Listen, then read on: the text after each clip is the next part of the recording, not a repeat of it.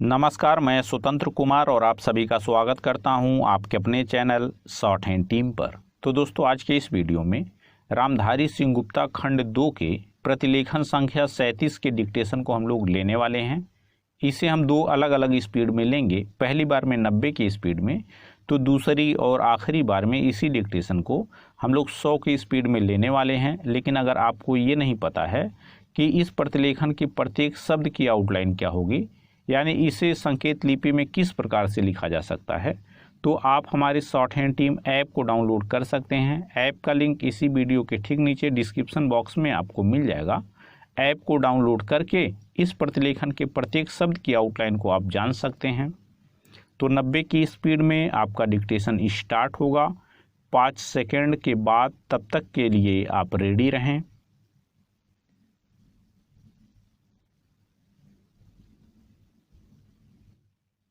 Start.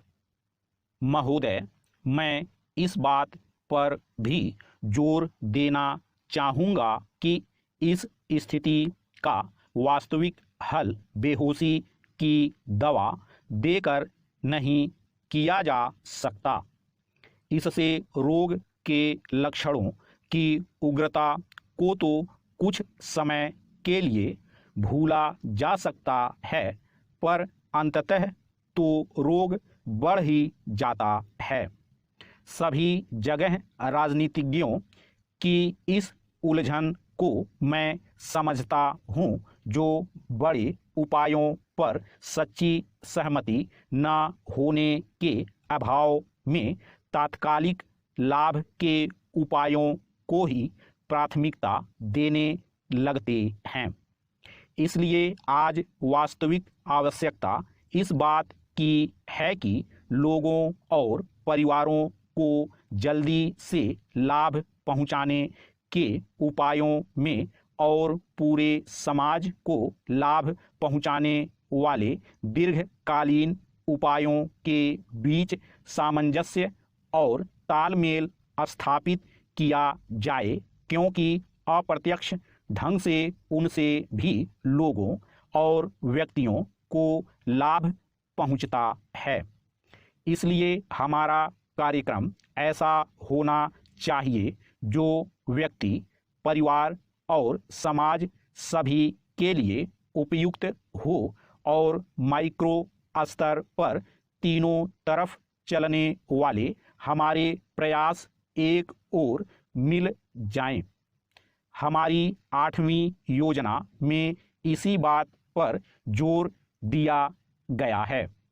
इस योजना में ग्रामीण विकास की राशि में भारी वृद्धि की गई है, जो 11,000 करोड़ रुपए से बढ़ाकर 30,000 करोड़ रुपए कर दी गई है। इसमें जिन कार्यक्रमों को शामिल किया गया है उनमें रोजगार पैदा करना, रोजगार का आश्वासन देना, समन्वित बाल विकास योजनाएं, टीकाकरण, शिक्षा और अन्य कई सामाजिक आवश्यकताएं पूरी करने वाली योजनाएं भी शामिल हैं। इस बात की आवश्यकता हमेशा बनी रहती है कि समय समय पर लोगों की ज़रूरतों और मांगों को देखते हुए उनमें हमेशा यथोचित सामंजस्य किया जाना चाहिए। तथापि केवल इतना ही पर्याप्त नहीं होता कि योजनाएं शुरू कर दी जाएं। योजनाएं शुरू करने के साथ साथ यह भी जरूरी होता है कि लोगों को उन्हीं की भाषा में शिक्षित करने और समझाने के लिए एक व्यापक साधन और सतत अभियान चलाया जाए, ताकि उनके समझने और देखने के ढंग में जो छिद्र या गलत फहमी है उसे दूर किया जाए, क्योंकि प्रायः उसके कारण विभिन्न प्रकार के आंदोलन शुरू हो जाते हैं। इसलिए गांवों में उन्हें समझाने के माध्यम में परिवर्तन करना अत्यधिक महत्व का है और मुझे इस बात का निश्चय नहीं कि इस दिशा में हमने जो कुछ करना है क्या वह हम कर चुके हैं। पैरा, प्रगति और वृद्धि की दर में तेजी लाने के मार्ग पर चलने के लिए सामूहिक प्रयास की जरूरत होती है। यह जरूरी है कि सरकार प्रक्रिया संबंधी बाधाओं को दूर करे ताकि ऐसा वांछित वातावरण बन सके, उद्यम करने की भावना बढ़ सके, उसका विकास हो सके और वह पनप सके। हमने यही करने की चेष्टा की है। अब यह काम उद्यमियों का है कि पूंजी निवेश करके उत्पादन बढ़ाकर तथा अधिक कुशलता लाकर ज़्यादा रोजगार पैदा करें और आय बढ़ाएं। आय बढ़ने के साथ साथ मांग बढ़ेगी और इस तरह उत्तरोत्तर वृद्धि का चक्र शुरू हो जाता है। स्टॉप। दोस्तों, इसी डिक्टेशन को दूसरी बार में हम लोग 100 की स्पीड में लेंगे और आपका समय स्टार्ट होगा 5 सेकेंड के बाद। तब तक के लिए आप रेडी रहें।